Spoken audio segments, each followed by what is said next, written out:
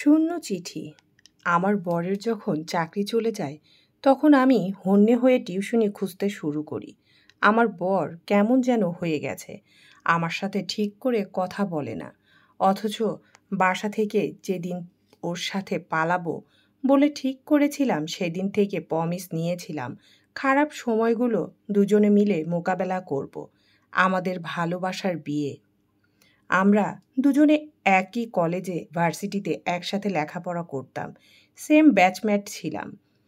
সেই কলেজ লাইফের শুরুর দিনে ইফতি আমাকে প্রপোজ করেছিল। তারপর দীর্ঘদিন ভালোবাসার পর আমাদের বিয়ে হয়। আমাদের সংসারটা ছিল ভালোবাসায় পরিপূর্ণ, যে সংসারে কোনো কিছুর অভাব ছিল না।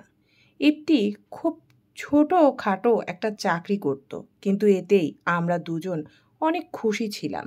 হঠাৎ করে তার চাকরিটা চলে যাওয়াতেই নেমে এলো আমাদের জীবনে দুর্বিষহ যন্ত্রণা। একদিন সকালবেলায় এক কাপ গরম কফি বানিয়ে নিয়ে ওর পাশে গিয়ে বসলাম। ওর চোখে মুখে হতাশার ছাপ। হাতে হাত রেখে বললাম, আমি তো টিউশনি খুঁজছি, পেয়ে যাব হয়তো কিছুদিনের মধ্যেই। রেগে আমার হাত সরিয়ে দিল।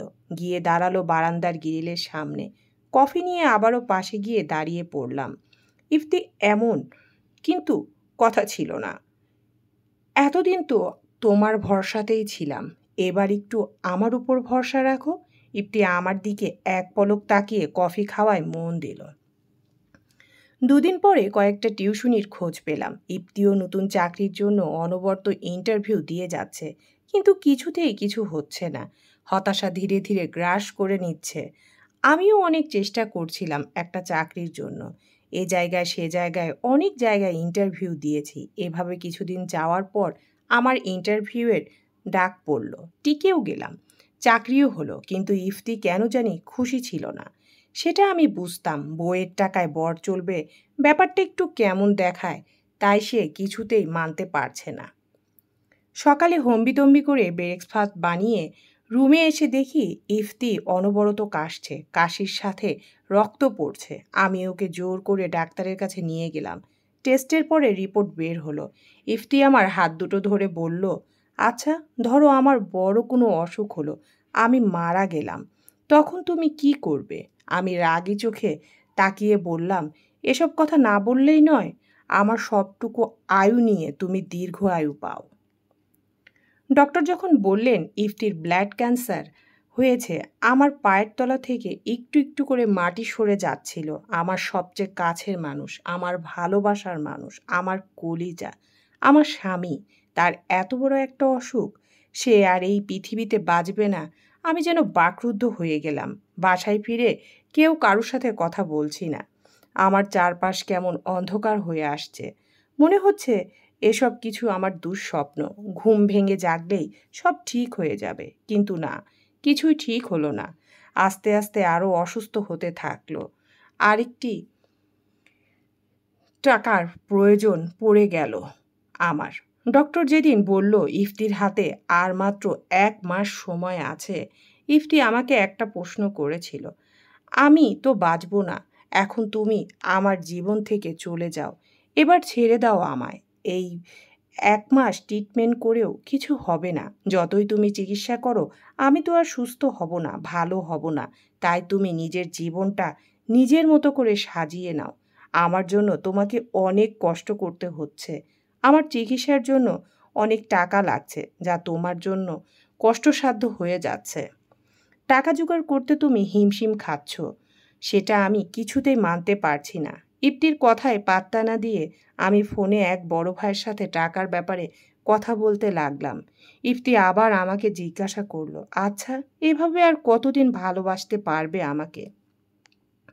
আমি বললাম, তোমার যতদিন, যত ঘন্টা, যত মিনিট, যত সেকেন্ড তুমি বাঁচবে, যতদিন আমার নিঃশ্বাস চলবে ততদিন, কারণ তুমি আমার রক্তে শিরায় শিরায় মিশে আছো। তোমাকে ভালোবেসে আমি নিঃস্ব হয়ে গেছি, তাই তোমাকে ছাড়া আমার কোনো গতি নেই।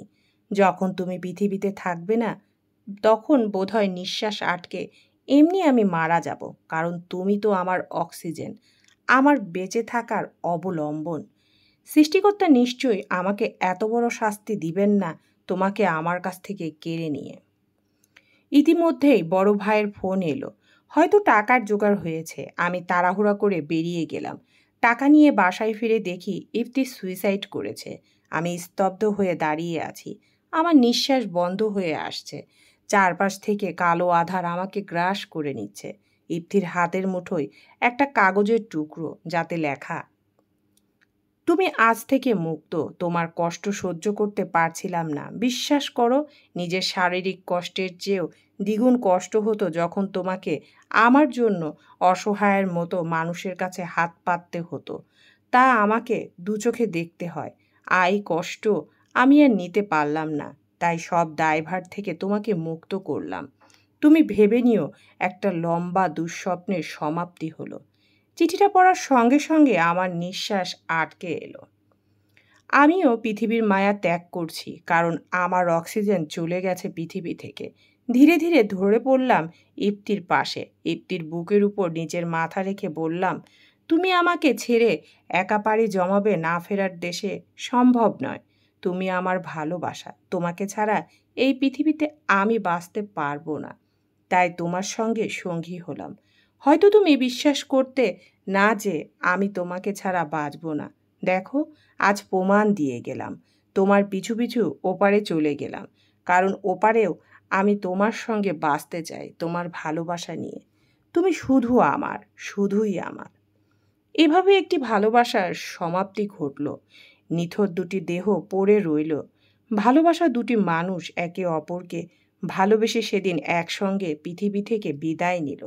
ভালোবাসা অমর। ভালোবাসা বেঁচে থাকবে পৃথিবীতে সকলের হৃদয় জুড়ে, অন্তর জুড়ে। শূন্য চিঠির সমাপ্তি।